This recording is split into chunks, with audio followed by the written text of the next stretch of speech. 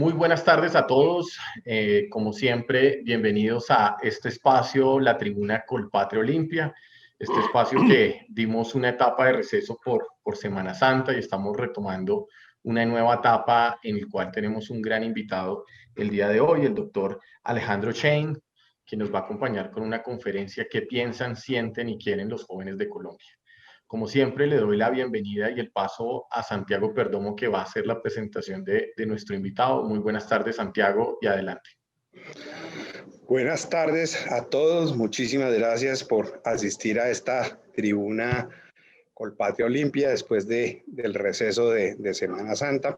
Hoy tenemos el honor de tener al doctor José Alejandro Chain, rector de la Universidad del Rosario. El doctor José Alejandro Chain García es considerado como uno de los pensadores contemporáneos más relevantes en el contexto de la educación en Colombia y en el continente. Su firme deseo por compartir desde muy joven sus experiencias de aprendizaje teórico, prácticas, lo han hecho merecedor de diferentes reconocimientos como colegial de número de la Universidad del Rosario, de Outstanding Young People en la Cámara Junior Internacional de Colombia y profesor destacado de programas de posgrado y Executive Education. Su gran interés de promover y fortalecer el pensamiento crítico e innovador en sus estudiantes a través de la comprensión de su dimensión física, intelectual y espiritual como respuesta a las contradicciones de la hipermodernidad se refleja en el desarrollo de habilidades blandas y en los resultados de prácticas pedagógicas que motivan la necesidad de trascender su proyecto de vida. El deseo permanente por avanzar en su proceso de formación académica lo han llevado a cumplir satisfactoriamente su pregrado en economía, especialización en docencia universitaria, especialización en administración de empresas, estudios de alta gerencia internacional y recientemente su doctorado en pedagogía, en donde el emprendimiento se ha convertido en el centro de su labor investigativa. José Alejandro Chain es un líder que inspira transformaciones humanas a través del impacto positivo que ha generado en las organizaciones donde ha construido una destacada trayectoria profesional. Doctor José Alejandro, nuevamente muchísimas gracias, un honor tenerlo y el piso es suyo. Bueno, pues Santiago, muchas gracias y muchas gracias a todas las personas que han organizado este evento, que además me parece extraordinario tener este espacio para intercambiar ideas, para reflexionar. Yo creo que eso es tal vez lo más importante. Un poco compartir con ustedes el detrás de cámara, antes de que empezara este evento. Precisamente estábamos hablando algunas personas sobre la importancia de articular aún más los esfuerzos para servirle al país, entre la academia, el sector privado, el gobierno, en fin, porque finalmente los desafíos pues son para todos.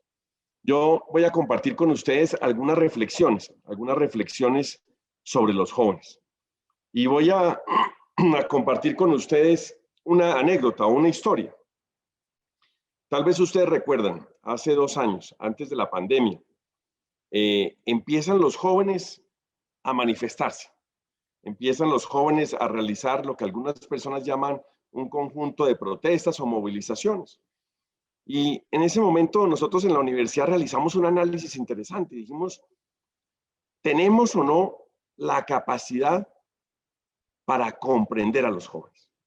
Y es muy interesante, porque los jóvenes en Colombia lo que hacen es proponer permanentemente un conjunto de ideas. De hecho, tengo la seguridad que los jóvenes son el motor y la esperanza de nuestra sociedad, de nuestra economía, de nuestro sector empresarial. Pero los jóvenes, de alguna manera, lo que ha pasado es que la sociedad y los jóvenes han estado, lo que nosotros llamamos en la Universidad del Rosario, desconectados. ¿Qué significa esto? Que esa desconexión se da por muchas razones. ¿O por qué se da? Los jóvenes tienen su propia manera de ver la realidad. Ellos tienen una capacidad para pensar fuera de la caja, utilizan un paradigma diferente, utilizan unas gafas diferentes para ver la realidad. Ellos además utilizan un lenguaje y una manera de expresarse bastante particular, propia de los jóvenes. En mi caso seguramente, y en el caso de todos los que estamos acá, cuando éramos jóvenes, en mi caso en la universidad también manifestábamos nuestras inquietudes de una manera. Entonces, lo que voy a compartir con ustedes es un conjunto de reflexiones de eso, de un trabajo sistemático, organizado, que ha realizado la universidad de la mano de otras instituciones, como son la Casa Editorial El Tiempo, instituciones internacionales, etcétera, para, insisto, comprender a los jóvenes y empezar a conectarnos nuevamente. Esta diapositiva que ustedes, o esta figura que ustedes ven, yo de vez en cuando comparto algunas imágenes de arte, por una razón, porque el arte finalmente tiene una virtud extraordinaria, y es que el arte tiene la capacidad para que cada uno de nosotros descubra el propio yo y descubra el mundo que lo rodea. Esta, ustedes lo saben, pero me tomo el atrevimiento de compartir con ustedes un poco la historia. Esta obra de Monet, quien algunos lo consideran el padre del impresionismo, uno de los líderes del impresionismo, él pintó este cuadro o esta obra. Y la historia es apasionante porque él mismo construyó el puente japonés. Él decía que esa casa que había comprado en Giverny era un poco aburrida y que él lo que hizo fue construir el estanque, construir ese puente japonés para poder pintar sus obras. Esto tiene un mensaje muy interesante para los jóvenes, y es que alguien cuando ve la realidad podría decir que no hay espacios para la creatividad, no hay espacios para la innovación. Pues bien, cada joven, cada uno de nosotros, además como miembros de una sociedad, en este caso colombiana, lo que hacemos es que construimos nuestro propio puente japonés. Veamos un poco la siguiente diapositiva. Si ustedes miran, y es, ¿cuál es la comparación de Monet? Seguramente, no sé, no veo el cambio, pero no sé, Isa, si ya lo cambiaste. Ya. Este cuadro, no sé ustedes qué alcancen a ver. Este cuadro es exactamente el mismo puente japonés. Tal vez ustedes saben la historia, cómo incluso Monet tenía grandes problemas de visión. Así como personas que pasaron por el impresionismo, como Renoir, tenía un problema de artritis que tenían que amarrarle los pinceles a los dedos para que pudiera hacer sus obras en sus años finales. O el mismo Van Gogh, que también pasó por el impresionismo. Algunas personas también mencionan cómo sus grandes cuadros finalmente los pintaba en medio de sus crisis psiquiátricas. Y ese es otro mensaje para los jóvenes. Y es como, para intentar comprender a los jóvenes, y es como en medio de tantas limitaciones, en medio de tantos problemas que existen, muy especialmente como el desafío que tenemos desde hace un año en el mundo, lo que hacen es que nos permiten aumentar la creatividad y la disposición para poder empezar. Aquí lo pueden leer, dice: la casa es extraordinaria, pero no hay nada que pintar. Y él finalmente construyó su jardín. Luego, la invitación que hago de antemano es que todos podamos pintar nuestro jardín. Y por lo tanto, ese jardín, o más bien una condición, es que ese jardín tiene un requisito fundamental. Y es que ese jardín debe estar al servicio siempre del país. Como además lo hace esta organización. La organización de ustedes es extraordinaria y siempre muestra ejemplos de servicio al país. Adelante, Isa. Entonces, voy a mostrarles algunas imágenes de este cuadro. Me parece apasionante y es un cuadro que yo les confieso que utilizo en todas las sesiones con mis estudiantes. Y les cuento rápidamente la anécdota. Quienes no saben jugar cartas, a veces, cuando reciben las cartas, dicen: yo gané o perdí porque me salieron unas buenas cartas o me salieron unas malas cartas. Quienes son aficionados a las cartas saben que eso no es cierto, que realmente no está tanto en las cartas que llegan, sino en la estrategia del juego para poder ganar. Y es como los dos le decimos permanentemente a los jóvenes, y es como el proceso de enseñanza-aprendizaje debe ser un proceso que les permita realmente tener una estrategia para enfrentar los desafíos de la vida. Adelante, Isa. Les voy a mostrar dos momentos diferentes. Un momento antes de la pandemia y un momento después de la pandemia. Y entonces lo que queríamos era identificar qué piensan, qué sienten y qué quieren los jóvenes. Y aquí les hago otra observación. Nosotros en la Universidad del Rosario creamos hace ya varios años un centro de emociones. Y esto es muy interesante y está al servicio de cada uno de ustedes. Además, hemos realizado ejercicios empresariales muy importantes. Porque está demostrado que sin duda el pensamiento es fundamental, es lo que nos permite orientar todas nuestras acciones. Pero el detonador, lo que permite realmente acelerar, frenar, lo que permite la pasión de un joven, la pasión de un empresario, la pasión de cualquier colaborador de una organización, está en el manejo de sus emociones. Por eso analizamos qué piensan, qué sienten y qué creen los jóvenes en Colombia. Este primer análisis que les voy a compartir lo realizamos para jóvenes entre 18 y 32 años. Tiene un universo cercano a 4 millones de jóvenes, es decir, es una encuesta bastante interesante. Esto lo realizamos en diferentes ciudades que ustedes pueden observar, en Bogotá, Medellín, Cali, Barranquilla, Riohacha, Pasto, Tumaco, Cúcuta, Yopal y San Andrés, buscando, insisto, comprender y conectarnos con los jóvenes. Adelante. Les repito, esto fue antes de la pandemia. Miren lo interesante. Ustedes trabajan en diferentes organizaciones y sin duda, un buen número de los trabajadores, de los colaboradores de sus organizaciones son jóvenes, como los que están aquí expresando lo que piensan. Lo mismo todas nuestras familias, etcétera. En mi caso tengo 3 hijos de 19, 18 y 15 años. Miren lo interesante. ¿Cuáles son los principales problemas del país? Cuando le pregunta a uno cuáles son los principales problemas del país, ellos mencionan que definitivamente, o antes de la pandemia, el principal problema era la corrupción, el desempleo, la estabilidad laboral y la situación económica. Pero lo que sí es cierto es que sí existía una gran denuncia de los jóvenes por la corrupción. Cuando le preguntamos los problemas que sienten ya no como país, sino en su municipio, en donde ellos residen, mencionaban la falta de empleo. Y miren esto, les preguntamos cuáles son los principales problemas para los jóvenes en Colombia, la situación económica y el desempleo. Aquí vale la pena recordar esa famosa paradoja del talento humano, que ha mencionado Manpower hace muchos años, que se presenta para América Latina y muy especialmente para ciudades como Bogotá. Y es que se presenta, porque es una paradoja. Existen muchísimos jóvenes dispuestos a trabajar. De hecho, desafortunadamente existe un desempleo. Entonces, uno podría decir que existe excedente de talento. Pero al mismo tiempo, cuando uno va al sector empresarial, cuando va a las organizaciones manifiestan que no encuentran las personas con las competencias que ellos necesitan. Luego, las organizaciones lo que dicen es que existe un déficit de talento. Entonces, por eso es la paradoja, porque existe al mismo tiempo excedente de personas para trabajar, pero aparentemente lo que existe es un déficit de talento. Y esto se manifiesta en variables como las que estamos viendo, y es como la situación económica, el desempleo, bueno, y la corrupción son problemas muy importantes para los jóvenes en Colombia. Adelante. Miren esto. Bajo la perspectiva de las ciudades, es interesante. En una ciudad como Bogotá, del tamaño que tiene y todo el motor de la economía que representa para nuestro país, el acceso y la calidad de la educación superior es importante. La corrupción, el 36%, y la situación económica del país, el 21%. Pero todos lo sabemos, y es que Colombia es un país de regiones y la realidad en cada una de las regiones es totalmente diferente.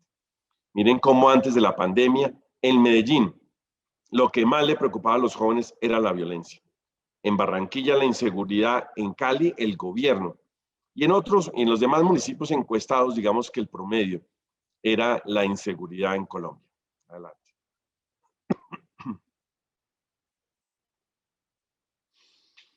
¿Qué sienten? ¿Qué sienten los jóvenes? Miren lo interesante. Y ojalá esta estadística la puedan tener guardada por un tiempo, porque la vamos a comparar después con la pandemia. Las emociones que predominan en los jóvenes. La alegría, el 66%. Es decir, cuando uno compara estas estadísticas con otras en el mundo, uno definitivamente, y de hecho siempre salen los rankings internacionales como Colombia es un país alegre y muy feliz. Pero en el caso de los jóvenes, y eso no solamente hicimos las encuestas, sino que además realizamos unos trabajos y talleres en todas las regiones de Colombia. Y los jóvenes, en mi caso, pues como rector participé en muchísimos de ellos, en las diferentes regiones. Y miren lo interesante. Un joven en Colombia antes de la pandemia lo que muestra es alegría y miedo. Son dos emociones que permanentemente están al interior de un joven en Colombia. Alegría y miedo. Hay sorpresa también, tristeza, ira. Hay una emoción que a veces es difícil de explicar, pero es el desagrado o el asco que los jóvenes sienten en Colombia. Muy bien. Adelante. Miren esto. ¿Qué les genera alegría a los jóvenes? Esto es muy interesante. Les genera alegría sus amigos, su familia. Hay un dato que es interesantísimo, del cual además todos deberíamos sentirnos muy orgullosos, y es cómo los deportistas colombianos realmente le generan muchísima alegría a los jóvenes, y yo me atrevería a afirmar que a todo el país. Los colombianos, las fiestas, carnavales, los políticos en un 3%, y ahora más tarde hablaremos de ese tema. Pero también, ¿qué les genera miedo? Si ustedes lo observan, les genera muchísimo miedo la inseguridad y un tema antes, insisto, antes de la pandemia muy complejo, como eran los grupos armados y en general el conflicto armado en Colombia. Entonces, insisto, gran alegría por lo que ya mencionamos, pero la inseguridad y los grupos armados permanentemente están generando una emoción o un sentimiento de miedo en todos los jóvenes en Colombia. Adelante. ¿Qué les genera tristeza? Miren esto. Les genera tristeza la desigualdad y la pobreza. Y aquí también realizamos, les decía, un conjunto de talleres. Muchas veces algunas personas mencionan que los jóvenes no son sensibles a la desigualdad y la pobreza en nuestro país. La respuesta es no. Por el contrario, son muy, pero muy sensibles. En todos esos talleres largo y ancho de este país, siempre la gran preocupación era la desigualdad y la pobreza, que si uno lo mira, pareciera que se volvió como una constante en América Latina y casi que algo fijo en Colombia, pero sí es de preocupación para los jóvenes. La violencia, el maltrato, en fin. Después les preguntamos, antes de la pandemia, ¿qué les generaba sorpresa? La gobernabilidad del presidente Iván Duque, del señor presidente, 5%. En aquella época les generó gran sorpresa la elección de Claudia López y algunos cambios que ha tenido el país. Adelante.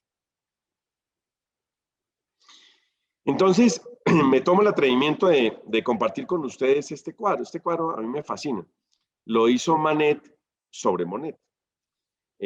Como ustedes saben, los impresionistas tenían un deseo enorme, además de pintar al aire libre y hacer unas pinceladas bruscas, rápidas.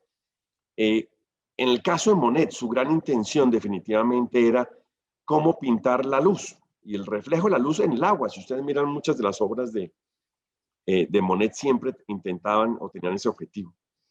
Y en ese momento Monet pensó algo interesante, que para la época era revolucionario, para la época era pensar fuera de la caja, y era que debía pintar el reflejo de la luz en el agua, pero desde el agua, no podía hacerlo desde la tierra, y por eso era que siempre utilizaba su barco taller como está en esta obra. Adelante.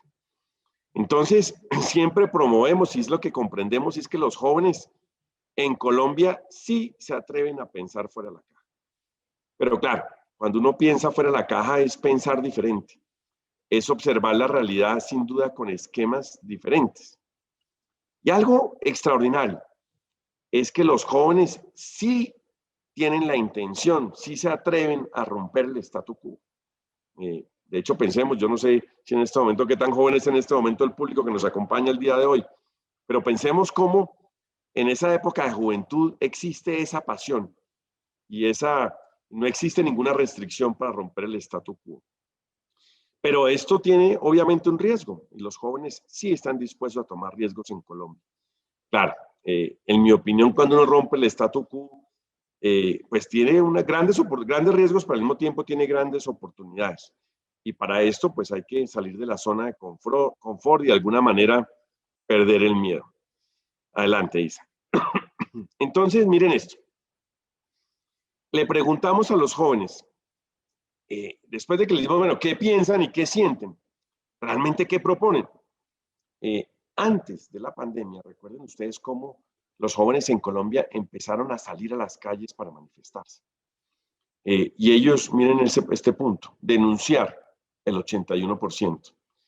Asociarme, y esto es muy interesante, hay que comprenderlo de esta manera. Los jóvenes en Colombia son muy sensibles, yo diría que en el mundo, a asociarse en los temas ambientales y en temas de defensa de los animales. Los jóvenes están dispuestos a realizar un voluntariado muy importante. Entonces, digamos que el tema ambiental, el tema de los animales, la denuncia, el voluntariado, son muy importantes. Algo que es muy importante los jóvenes, que también lo detectamos en estas reuniones en grupo, por grupos en las diferentes regiones, es que sí están pidiendo permanentemente participar en los ejercicios de rendición de cuentas. Quieren una mayor rendición de cuentas del gobierno nacional, del gobierno regional, de los gobiernos locales, de las organizaciones en donde estudian, de las organizaciones en donde trabajan. Entonces, esta es la rendición de cuentas, es muy importante. Aquí hay unos porcentajes, pero los voy a explicar de una mejor manera, porque en los talleres se vio de una manera más contundente. Los jóvenes están dispuestos a realizar donaciones, o sea, a hacer voluntariado con su tiempo, pero también a realizar donaciones en dinero, pero con una condición, que esas donaciones vayan directamente a las organizaciones que ellos quieren ayudar y que no pasen por el gobierno, ni por el gobierno nacional, ni el regional, ni el local. Por eso es que los jóvenes prefieren hacer donaciones, pero no pagar impuestos, porque la percepción de ellos, recuerden, hace unos 3 minutos mencionaba cómo entienden que el principal problema en nuestro país es el de la corrupción. Adelante. Esta tabla es bastante compleja, en mi opinión. Cuando nosotros encontramos estos resultados fue lo que más nos llamó la atención, y es en quién confían los jóvenes en Colombia. Repito, un universo de 4 millones de jóvenes para nuestro país. Para satisfacción nuestra, obviamente. En mi caso, como rector de una universidad, pues me da mucha satisfacción que los jóvenes confíen en las universidades públicas y en las universidades privadas. Y esto es interesante. Bien, tomen nota cómo en general la sociedad, los diferentes actores de la sociedad confían en las universidades, porque comprenden que nosotros somos un centro de debate, un centro de reflexión al servicio del bien común. Yo tengo una anécdota bastante interesante, la cual además Colpatria es muy generoso. Como cuando estábamos enfrentando el desafío del COVID, en 6 semanas recogimos, gracias a las donaciones del sector privado, un poco más de 6.000 millones de pesos en 6 semanas, para comprar un robot que nos permitiera, un robot Hamilton que nos permitiera realizar las pruebas PCR totalmente gratuitas para las regiones más necesitadas. Eso es una confianza de los diferentes actores del país en las universidades. Pero revisemos un poco. Las fundaciones, ONGs, el 55%.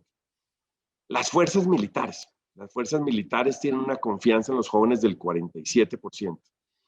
Nos ha llamado la atención la siguiente estadística, como la Iglesia Católica solamente el 40%, las alcaldías 36%, la Iglesia no católica el 34%, sindicatos 33%. Una estadística que sin duda nos duele pues a todos los colombianos, el 29% la Policía Nacional.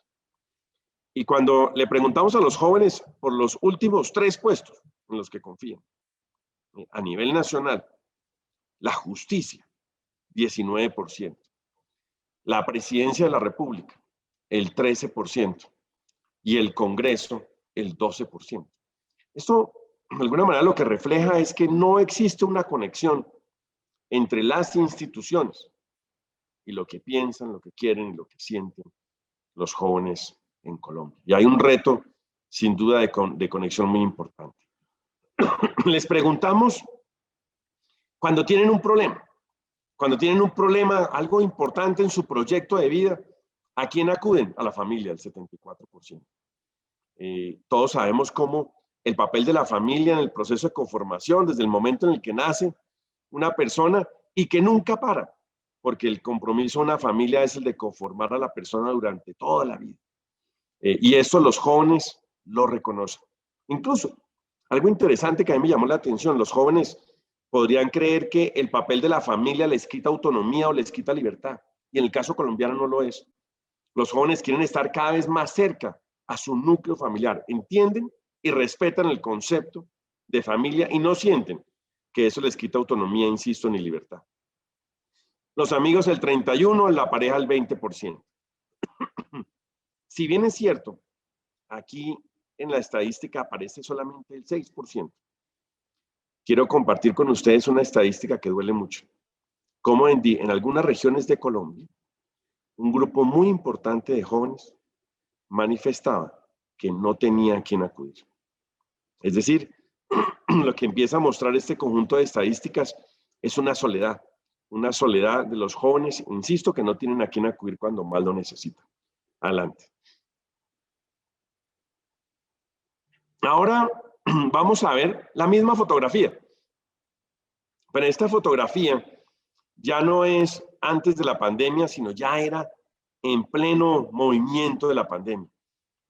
Recuerden ustedes cómo el proceso de encierro, el proceso que, imaginémonos, comprender lo que sienten los jóvenes o lo que han sentido los jóvenes durante este año, en que ha sido un no permanente, y así lo ven los jóvenes. No a la presencialidad en su proceso de formación, no a tener la posibilidad de reunirse con sus profesores, con sus compañeros, no a la posibilidad durante unos meses de salir a la calle, no a la posibilidad incluso de estar con sus familias.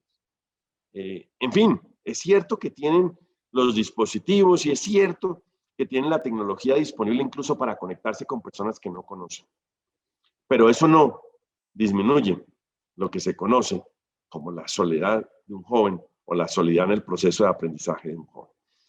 Volvimos a hacer la encuesta en las ciudades, etcétera, con una encuesta de un poco más de 2.500 jóvenes. Adelante. Miren lo interesante. Aquí me detengo un poco para mostrarles un poco la descripción de lo que encontramos en aquel momento. El hombre 52%, 48% mujeres, sin duda nivel socioeconómico bajo 50%, medio 30%, alto 20%. Afinidad religiosa. Aquí pasó algo interesante, porque después lo volvimos a medir. Hay unas preguntas que medimos cada 6 meses. Algo que sucedió con el efecto de la pandemia es que seguramente la población, pero muy especialmente los jóvenes, fueron más sensibles a su dimensión espiritual que antes de la pandemia. Recordemos cómo en la competencia de un joven está lo que se conoce como sus conocimientos, están sus experiencias previas, sus aptitudes, algo muy importante, sus valores. Y esta dimensión espiritual empezó a tener una importancia mayor, insisto, que lo que era antes de la pandemia. Aquí tenemos los rangos de edad. Cuando uno mira desafortunadamente la ocupación, miren cómo en enero estaban trabajando el 51%. Y después en noviembre de este mismo año estaban trabajando solamente el 40%. Y el nivel educativo, aquí vemos lo que nos arrojaba, y es que aquí se muestra algo interesante también, y es el sueño global, sueño mundial. Recuerden ustedes ese sueño de Dakar, ese sueño EPT, que es lo que se conoce como la educación para todos. Esto también es interesante. Los jóvenes sienten que ese sueño de una educación para todos es cada vez más lejano. Y tiene 2 dimensiones. Uno, por acceso. La universidad pública hace una función extraordinaria, pero obviamente no tienen la capacidad para recibir toda la demanda que tiene el país en los jóvenes. Pero desafortunadamente muchos jóvenes, por razones económicas, no tienen acceso a la educación, muy particularmente a la educación superior.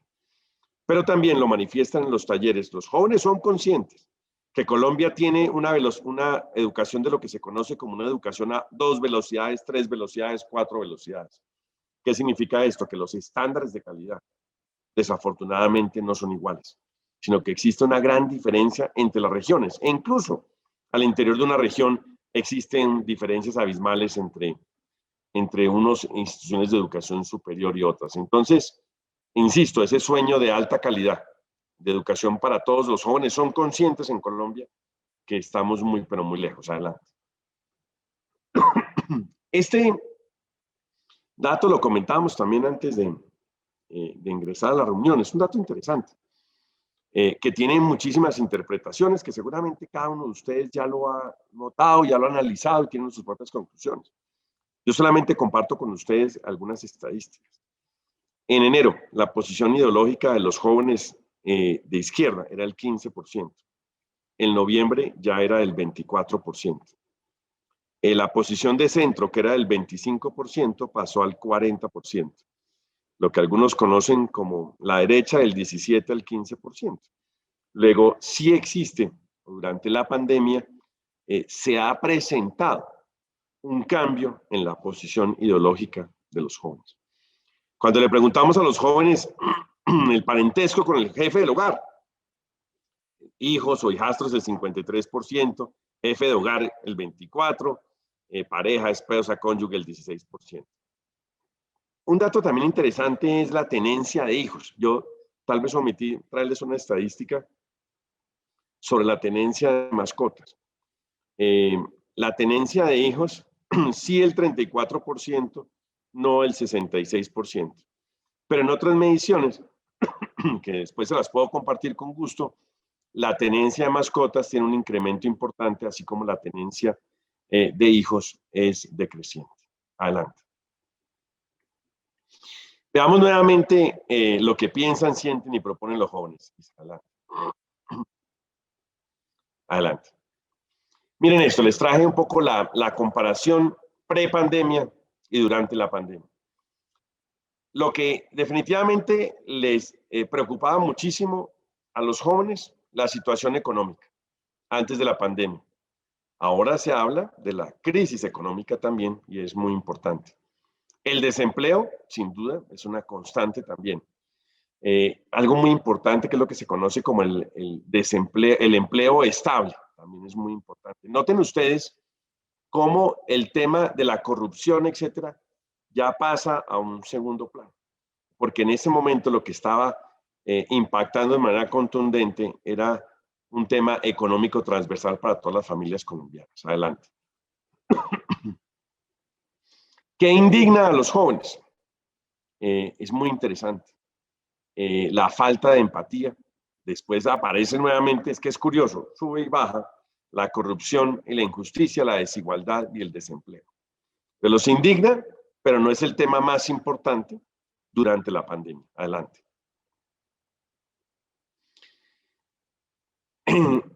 Dice comparativo entre enero y noviembre nuevamente. Falta de empatía y conformismo, falta de cultura y machismo, corrupción. Y después miren que aparece falta de empatía, corrupción y desigualdad. Adelante. Ahora veamos las emociones de nuestros jóvenes.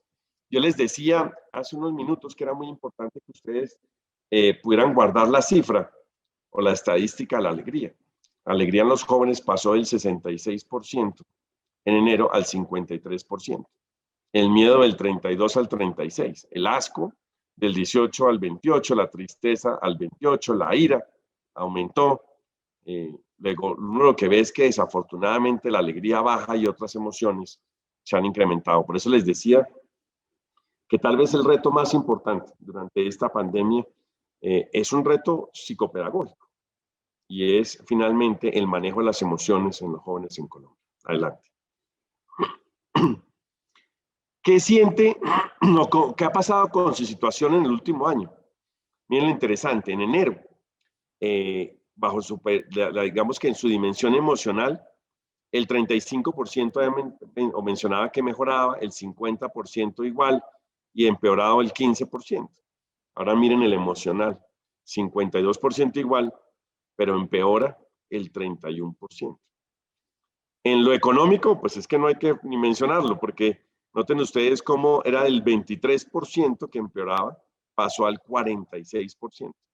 Y en lo laboral, del 23 al 48%. Recuerden ustedes cómo es interesantísimo. En los diferentes informes de la OIT se menciona cómo, además de la paradoja del talento humano que viven o que sufren los jóvenes en el mundo, en América Latina muy especialmente, cómo todo este tema de las emociones termina convirtiéndolos además a ellos en un sector bastante vulnerable. ¿Y por qué? Porque en el mercado laboral se afirma que los jóvenes son realmente vulnerables. Por eso es que incluso algunos afirman que la oferta es un caso curioso y es una oferta decreciente de izquierda a derecha. Adelante.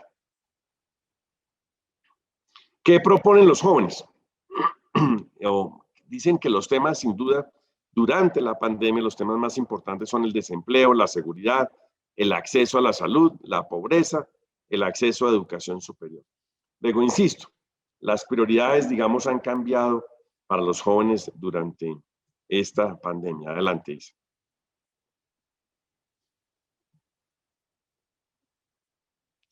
¿Qué estarían dispuestos a hacer? Recuerden ustedes que estaban dispuestos antes a denunciar. Ahora miren lo interesante. Están dispuestos a salir a votar. Ya, de hecho, estamos entrando a la puerta de unas nuevas elecciones. Y algo muy interesante, están dispuestos a trabajar más. Sin duda, dice salir a protestar, pero ese renglón que dice salir a votar y están dispuestos a trabajar más, tiene un mensaje también muy importante de los jóvenes en Colombia. Adelante. Aquí les puse un comparativo entre enero y noviembre, denunciar, salir a votar, comparando uno y otro, asociarme en organizaciones, recuerden ustedes, de defensa de animales, el voluntariado, los temas ambientales, ¿recuerdan esos temas? Pues bien, ahora es trabajar más, salir a protestar, son los tres temas más importantes. Insisto, fruto de la inestabilidad económica. Adelante. ¿En quién confían los jóvenes? A ver, ¿qué pasó con la pandemia?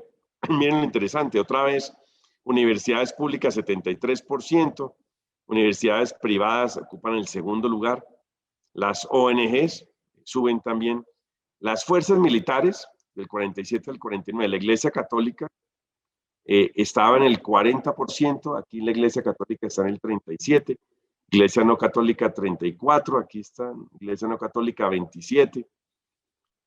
Veamos la policía, recuerden ustedes que la policía está al 29%, en caramba, se me perdió, la policía el 29%.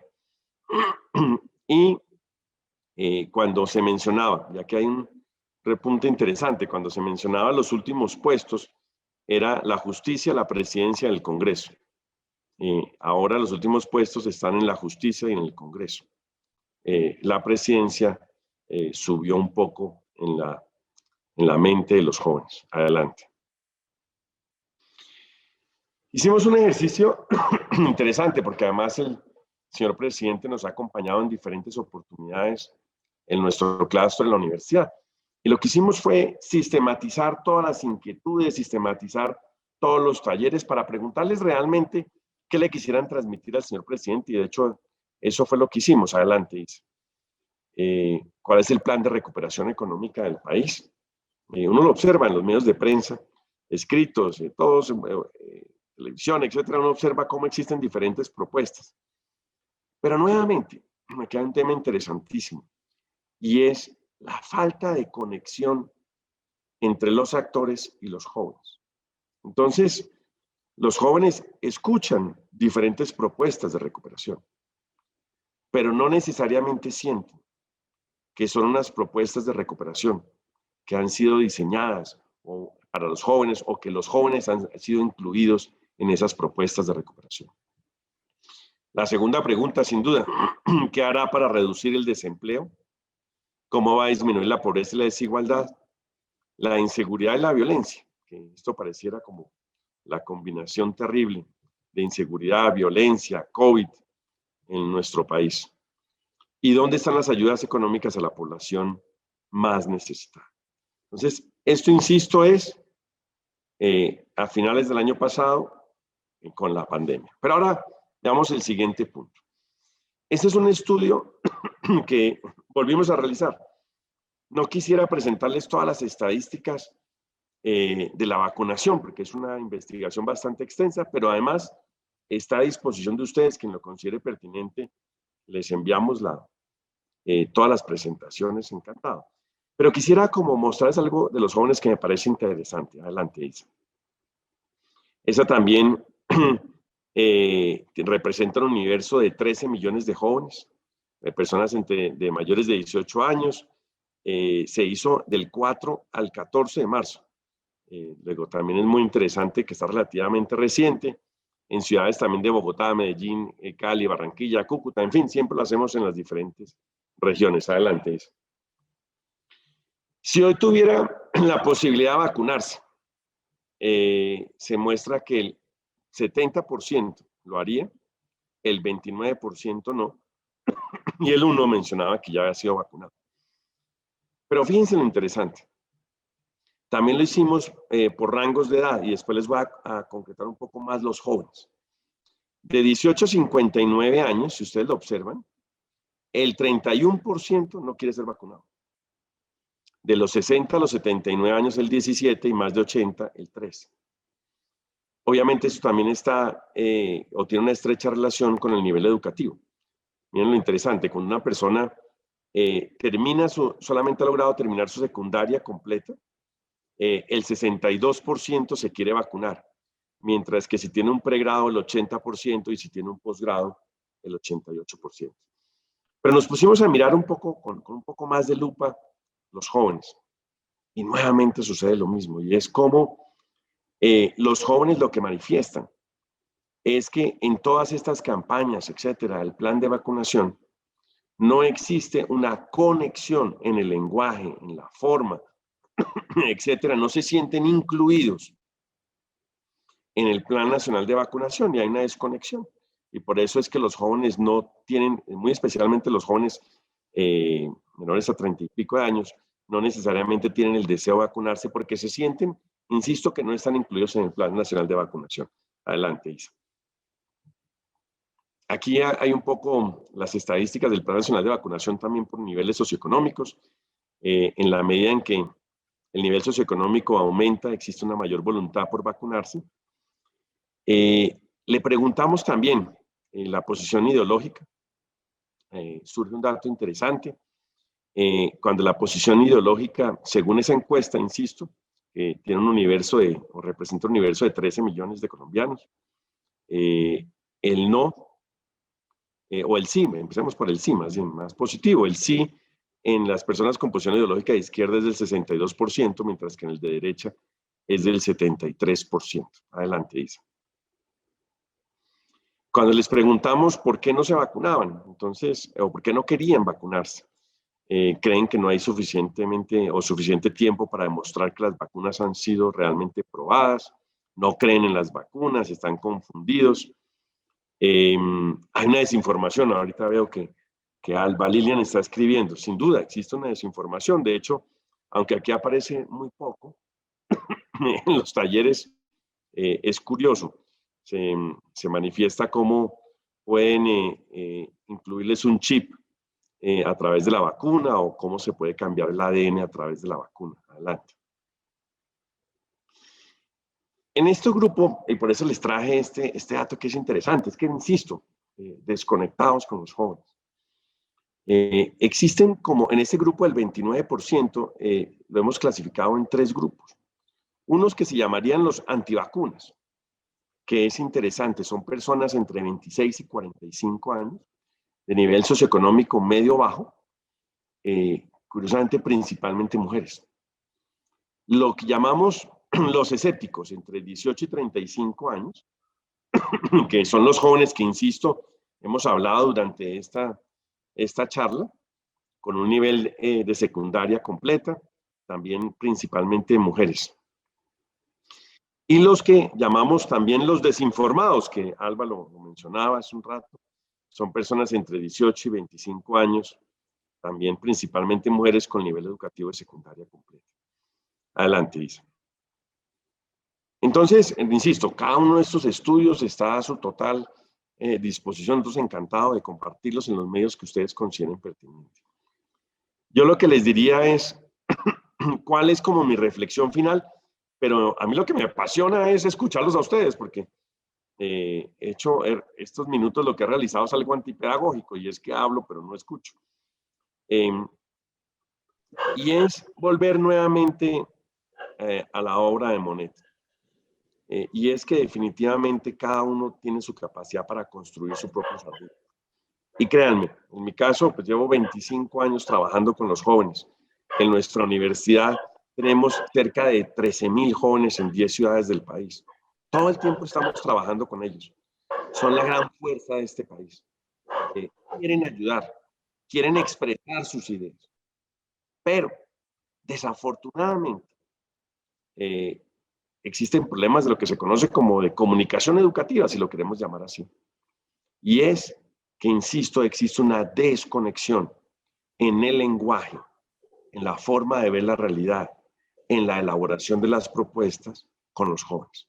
Se han realizado esfuerzos gigantescos por parte del gobierno, por parte de las organizaciones, por parte de todos los que estamos acá, pero es insuficiente. Y por eso es que seguramente quienes me han escuchado en otras charlas, yo siempre menciono que los grandes protagonistas de este país son los jóvenes. Y por lo tanto debemos escucharlos. Adelante, Isa, con la última diapositiva. Este cuadro me fascina. Yo quiero confesarles que es mi preferido. Ustedes seguramente saben la historia de Berta Morisot, cómo Berta Morisot tenía el privilegio de trabajar con los impresionistas. Pero tenía varios problemas y era o desafíos para el momento. Primero, es que pertenecía a este movimiento los impresionistas que, como ustedes saben, como rompieron el statu quo, como se atrevieron a desafiar lo que eran los paradigmas del arte de la época, pues fueron rechazados. De hecho, los impresionistas tuvieron una gloria, pero después fueron realmente rechazados, como le pasó a Monet y a otros. Pero en el caso de Berta Morisot tenía algo apasionante, y es que para la época, ubiquémonos en la época, era mujer. Y no solamente tenía el desafío de pertenecer a los impresionistas que, insisto, desafiaban el statu quo, sino que además era mujer. Esta mañana estuvimos en un foro de violencia cero y observa cómo más del 51% tal vez de la población en Colombia son mujeres. Y desafortunadamente existen unas brechas de género muy complejas, como son las brechas salariales, lo que conocen algunos como las posiciones legales, en fin, entre muchas otras. Luego, la invitación, insisto, es a que podamos dialogar sobre el tema. Aquí no existe una verdad absoluta, ni me has faltado. Lo que les he mostrado son diferentes fotos de diferentes momentos del último año y medio, 2 años de nuestro país. Pero muy especialmente, insisto, fotos a los protagonistas, a los jóvenes en Colombia. Así que, Santiago, estas son, insisto, como unas reflexiones preliminares, pero obviamente sujeto a toda la discusión y el debate, que es lo que nos enriquece, porque precisamente en la diferencia de opinión, en la diferencia de paradigmas, en la diferencia está la capacidad para enriquecer a nuestro país. Muchas gracias, Alejandro. Muy interesante, además, la comparación del arte con toda esta parte de toda esta investigación. Cuando estábamos repasando los primeros cuadros, y se me vino a la mente una conferencia en la que tuve la oportunidad de participar la semana pasada sobre la antillanura y ver cómo Colombia tiene un potencial, uno de sus potenciales más importantes es la parte agropecuaria, en el sentido de que hay 11 millones de hectáreas, ahí por lo menos hablan de 3 millones, de 3.5 millones de hectáreas que podrían volverse productivas y podríamos dejar de importar, etcétera. Y ahí siempre el tema se necesita algo de infraestructura, se necesita dinero para la innovación, para la tecnología, pero siempre la pregunta es los jóvenes. Y en uno de estos cuadros yo decía, ¿dónde le preguntamos a los jóvenes por qué no piensan en esto? Y sobre todo los jóvenes que tienen el privilegio y la oportunidad de asistir a una universidad, de poder conectar los últimos conocimientos, la innovación, las ganas, la tecnología, para ir y que el campo progrese. ¿Sí? El campo en Colombia estuvo realmente congelado 50 años por la violencia, entonces pues no hubo ningún tipo de desarrollo. Y este desarrollo se hace con los jóvenes, pero en una tierra que no veo a los jóvenes involucrados ni con ganas de hacerlo. Todos quieren quedarse en Bogotá, conseguir un puesto o a crear una de tecnología, que es lo que está de moda, o irse a estudiar, o irse para el exterior. pero ¿dónde está esos jóvenes emprendedores que tienen toda la capacidad, las ganas y seguramente van a encontrar los apoyos y el dinero para poder desarrollar la agroindustria en Colombia? Muy interesante. Yo te voy a compartir una experiencia. Hace unos años participé en un programa que denominamos Da la Talla. Y era muy interesante porque lo que hicimos fue tomar las grandes apuestas productivas de nuestro país. Y lo que hacíamos era visitar, mira lo interesante, visitábamos los colegios, visitábamos a los estudiantes de último año. Este programa pues obviamente era totalmente gratuito. Y lo que hacíamos era presentarle a los jóvenes de grado 11 las grandes apuestas productivas y las grandes apuestas de país, para que su proyecto de vida, su decisión, pudiera estar articulada con las decisiones o con las apuestas de país. Este programa dio unos resultados interesantes, pero sin duda, yo insisto en la frase, Santiago, y tienes toda la razón, falta una mayor conexión, falta escucharlos más y falta tener la capacidad para asimilar sus propuestas. Desconectados, Santiago. Sí, hay que conectarnos. Bueno, muchas gracias. A ver, Daniel, Bueno, ¿por qué no Alejandro, pues muchas gracias por esa radiografía tan interesante. Ahorita tengo unas preguntas que voy a hacer, pero voy a darle la palabra a Ilva Díaz, quien ha alzado la palabra y envió algunos comentarios por el chat. Entonces, Ilva, Muy activa, Ilva. Muy bien. sí. Ilva, adelante, estoy reactivando el audio. Adelante. Muy buenas tardes.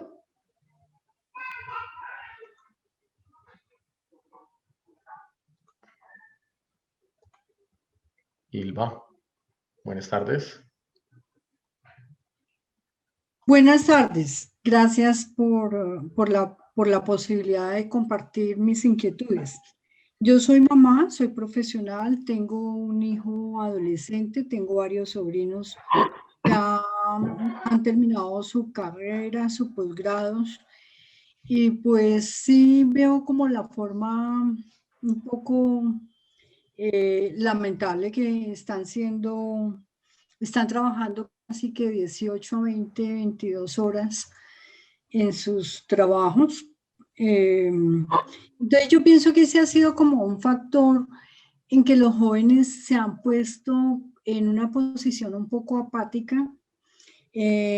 con respecto a la vacunación, por ejemplo, pues van a ser el último grupo en que los van a tener en cuenta.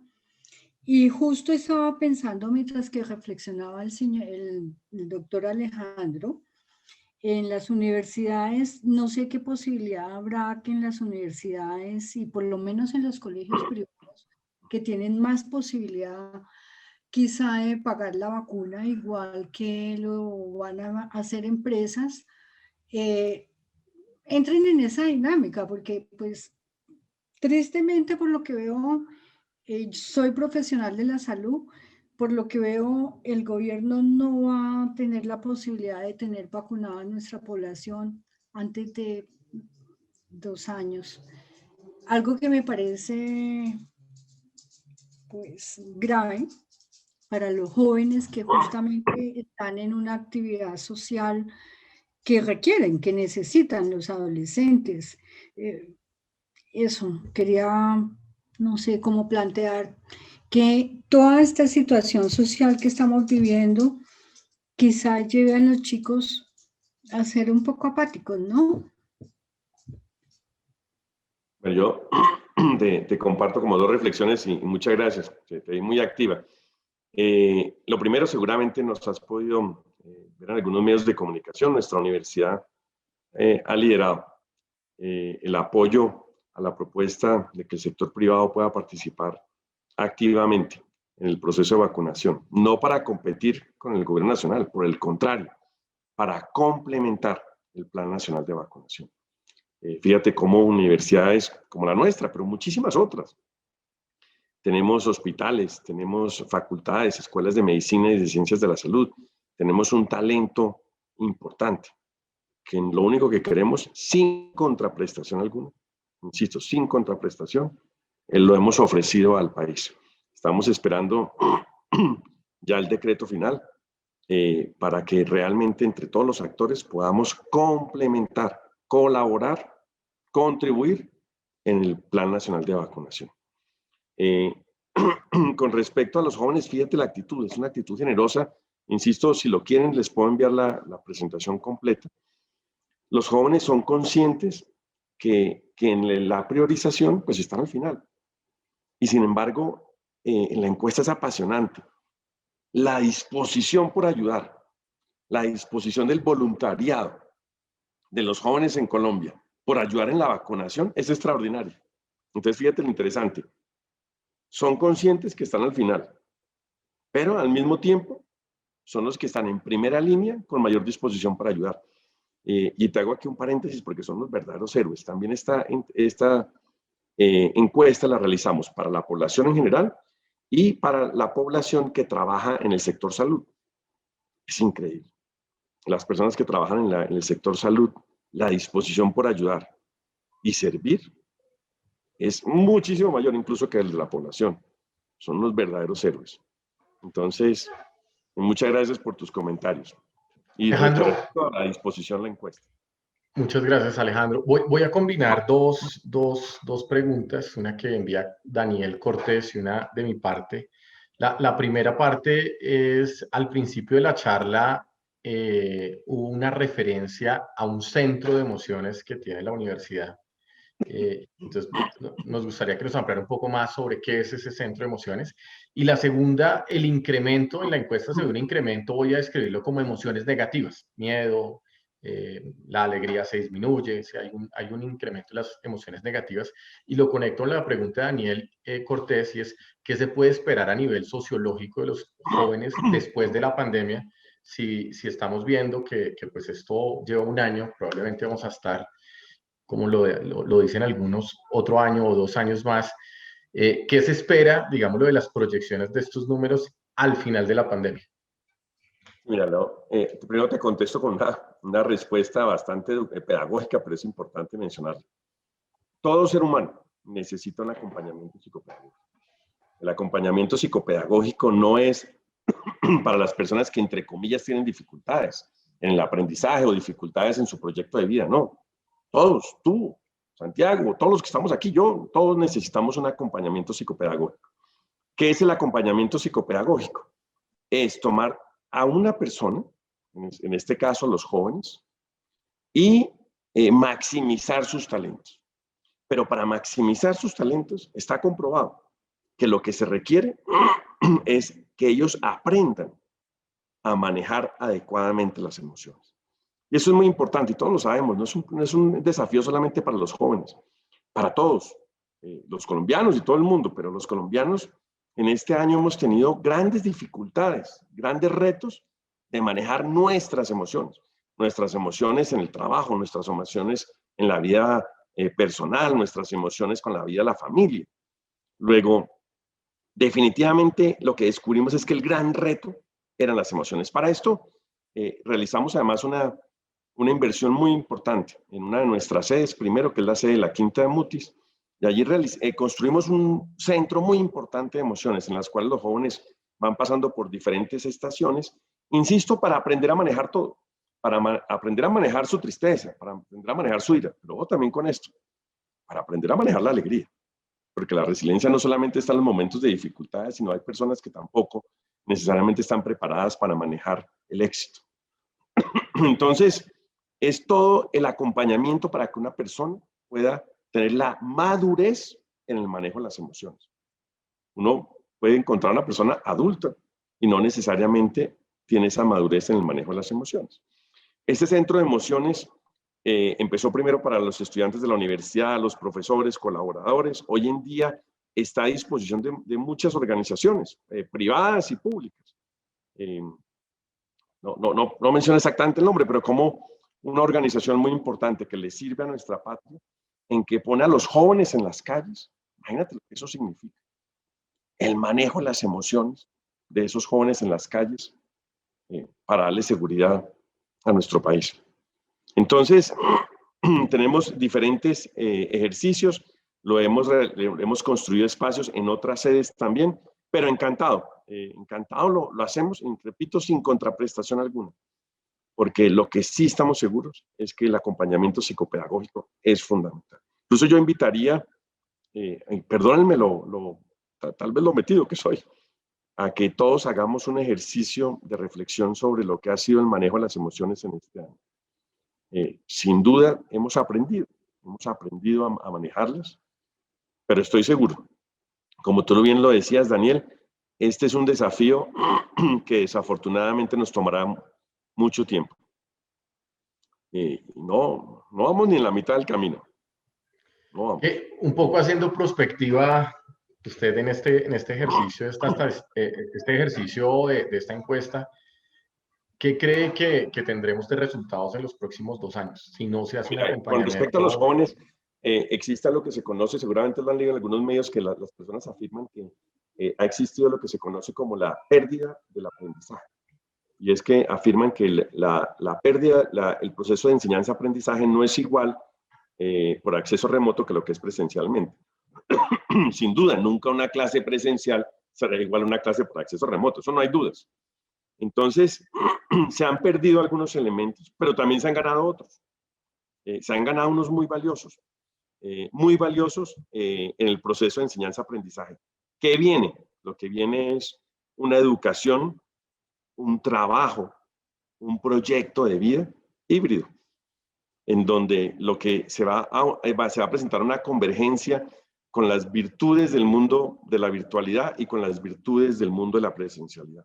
Pero esto no es solamente para los estudiantes, nosotros estamos próximos a entregar una nueva encuesta, ya no sobre los estudiantes, sino sobre las personas que tienen su vida laboral y cómo no necesariamente quieren volver 100% a la presencialidad. Por el contrario, quieren es un trabajo híbrido. Luego, digamos que este concepto de híbrido llegó para quedarse en el proyecto de vida de cada uno de nosotros. Lo que pasa, que también seguramente lo hemos leído todos, la desigualdad entre lo que se conoce como los tecnorricos y los tecnopobres es descomunal. Me refiero a tecnorrico como aquella persona que tiene la capacidad de uso y apropiación de la tecnología, y el tecnopobre aquella persona que no tiene la capacidad de uso y apropiación de la tecnología. Es cierto que todos han realizado un esfuerzo enorme por cerrar la brecha, pero lo has visto en la vida laboral, en la vida de estudio, en el proyecto de vida de cada una de las personas.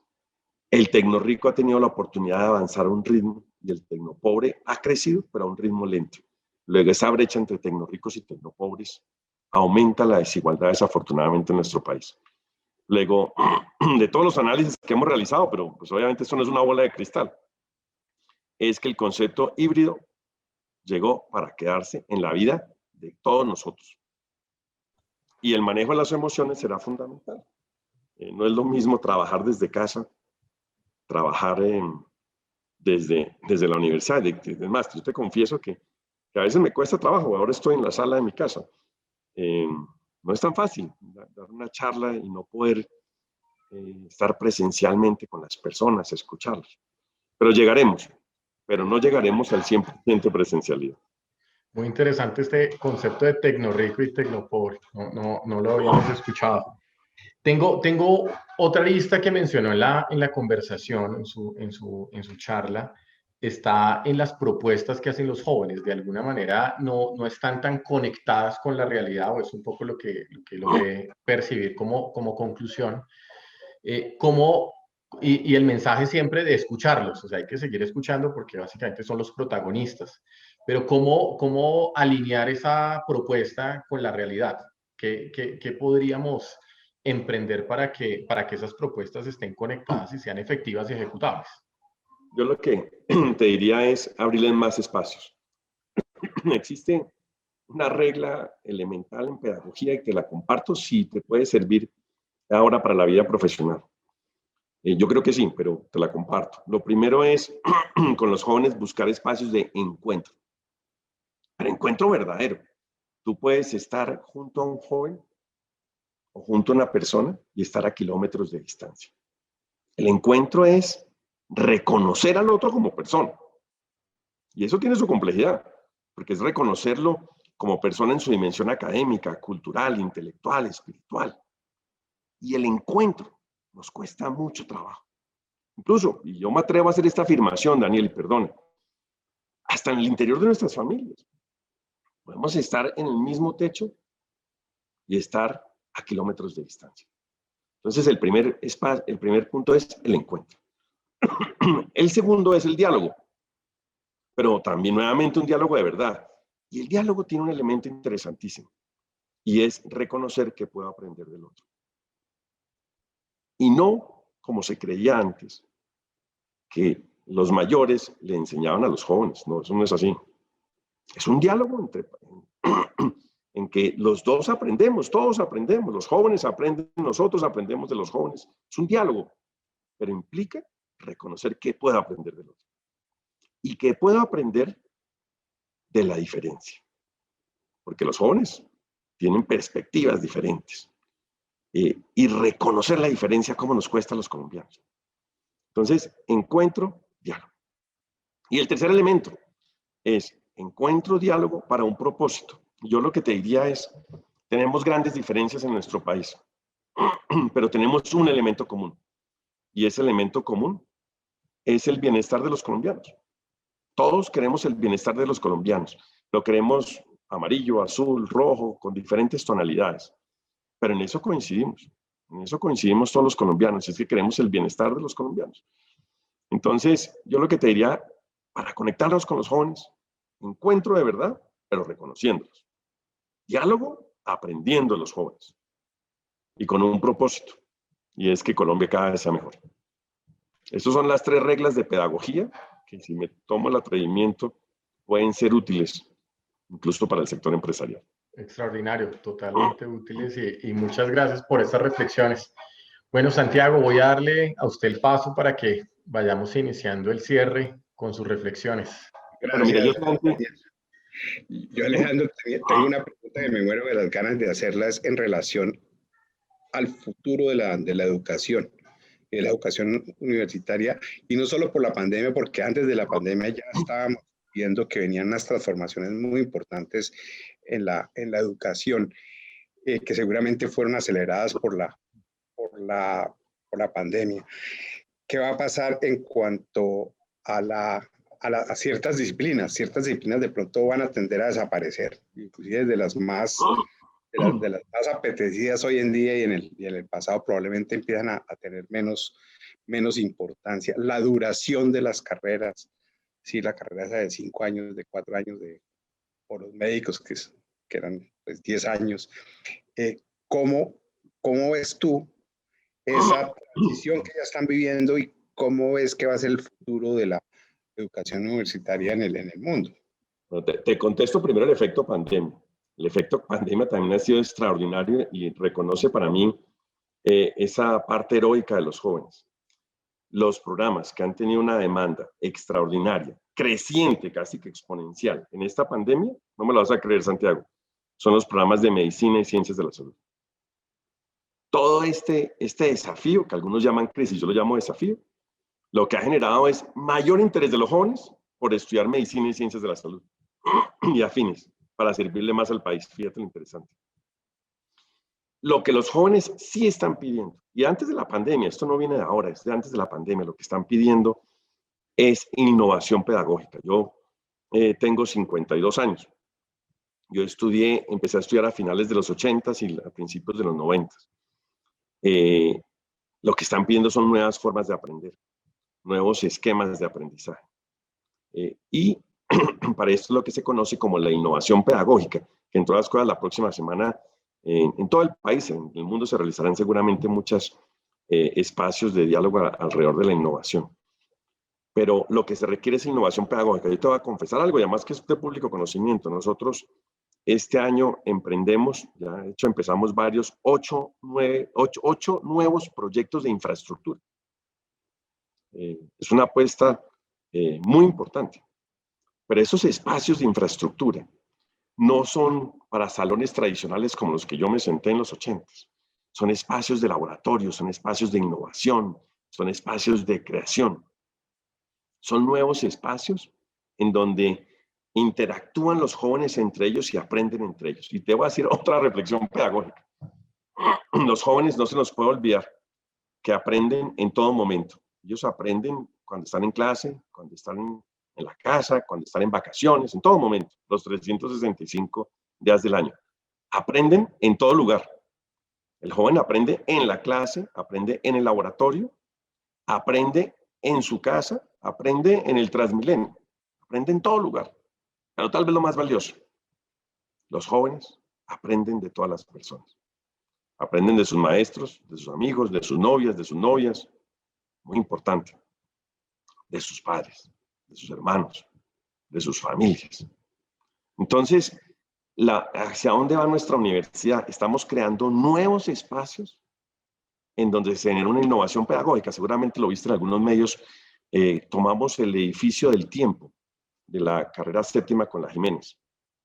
Ese edificio lo estamos transformando y ahora son solamente espacios para la innovación, el emprendimiento y la creación, en que cada uno llega, tiene su propio plan de trabajo diseñado por ellos para co-construir con nuestro equipo de colaboradores una mejor realidad. Luego, donde no existe innovación pedagógica, esos espacios tienden a desaparecer, Santiago. Y muy invitados, además, a conocerlos. Gracias, Alejandro, muy interesante. La conferencia, veo que hay varias personas que han pedido que se comparta. Se comparte esta conferencia, se grabó y se comparte a través de YouTube, IT Olimpia. Entonces, para quienes quieran, en un par de días debe estar ya la conferencia a disposición de todos ustedes. Bueno, muchísimas gracias a todos los asistentes por acompañarnos el día de hoy. Alejandro, muchísimas gracias. Interesantísima la conferencia, siempre invitado a esta tribuna Colpatria Olimpia. E invitarlos la semana entrante, el próximo miércoles, a la conferencia que tenemos invitado al presidente de la Cámara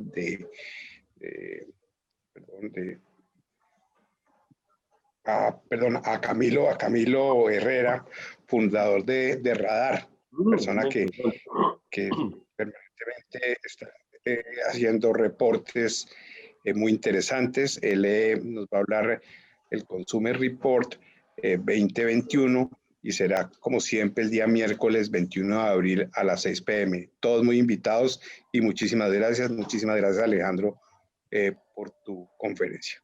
No, Santiago, solamente agradecerte además la generosidad, agradecerles la paciencia a cada uno de ustedes. Fue algo muy importante, de 30 segundos. El no a la presencialidad, el no a tener las oportunidades de antes, todos esos nos para los jóvenes. Mira lo que hicieron los jóvenes. El NO, los jóvenes lo convirtieron en nueva oportunidad. Esa es la riqueza de los jóvenes, que el no lo convierten en nueva oportunidad. Ya verás lo que nos espera. Gracias a los jóvenes en Colombia. Así es. Gracias, Alejandro, y muchos éxitos a la Universidad del Rosario y muchos agradecimientos a todos los asistentes y los invitamos el próximo miércoles. Feliz noche para todos. Un abrazo, gracias.